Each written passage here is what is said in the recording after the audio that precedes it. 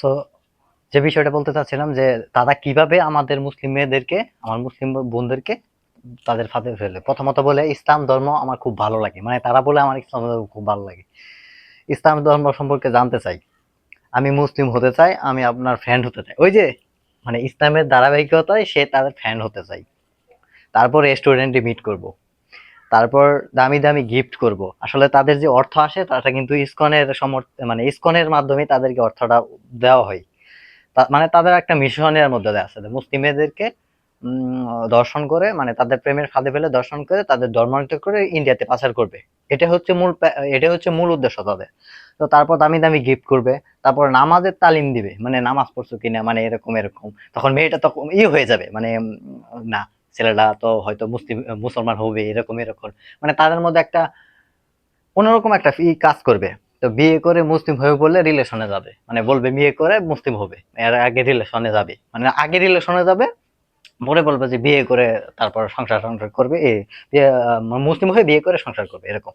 তারপর ধর্ম গোপন রেখে, অথবা ধর্ম গোপন রেখে রিলেশনে যাবে, মানে ধর্ম সম্পর্কে সে যাতে না জানে। তো মিট করার কথা বলে বন্ধুরা মিলে গণধর্ষণ, one of the most and important যে ইস্যুটা, সেটা হচ্ছে মিট করার কথা বলে বন্ধুরা মিলে দর্শন। তাদের যে ট্যাপের মধ্যে কিন্তু তার বন্ধু বান্ধব সবাই জানে যে মেয়েটার সাথে সে রিলেশনে যাবে, এরকম এরকম। মানে তাদের এটা পরিকল্পনা মাফিক, মূলত এটা পরিকল্পনা বিকজ করছে। তারপরে গোপন ক্যামেরায় রেকর্ড, এই যে ইস্যুটা, গোপন ক্যামেরায় রেকর্ড, এটাই কিন্তু তার মেয়ের লাইফটাকে শেষ করে দিবে। সো তারপর কি ব্ল্যাকমেইল করে বারবার দর্শন। এখন তাদের কাছে ভিডিও আছে, ওই যে প্রথম মিট করেছিল ভিডিও আছে।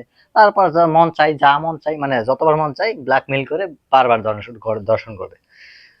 তারপর ব্ল্যাকমেইল করে ধর্মান্তরিত করা, তখন বলবে তুমি যদি ধর্ম না ত্যাগ করো তাহলে ভিডিও ভাইরাল করে দেবে, এরকম ইস্যু।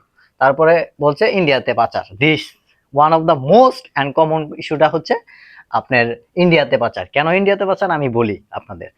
গত 10 বছরে বাংলাদেশ থেকে 12,000 নারীকে ইন্ডিয়াতে পাচার করা হয়েছে পতিতালয়ে।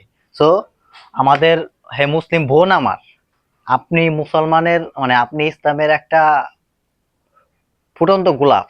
সো আপনাকে আপনাকে যত সম্ভব পর্দাশীলতার মাধ্যমে, সকল দৃষ্টি চতুর্দিকে রাখার মাধ্যমে খুব সতর্কভাবে চলতে হবে, কারণ আপনি হচ্ছেন একটা পদ্ম। সো আপনাকে নেওয়ার জন্য বিধর্মীরা ভালোভাবেই ফাঁদ তৈরি করে রাখছে। সো সো এই ভিডিওটা হচ্ছে বাগুয়া ট্রাফের মানে মূল যে প্রেক্ষাপট সেটা। তারা এই মাধ্যমেই মূলত আমাদের মুসলিমদেরকে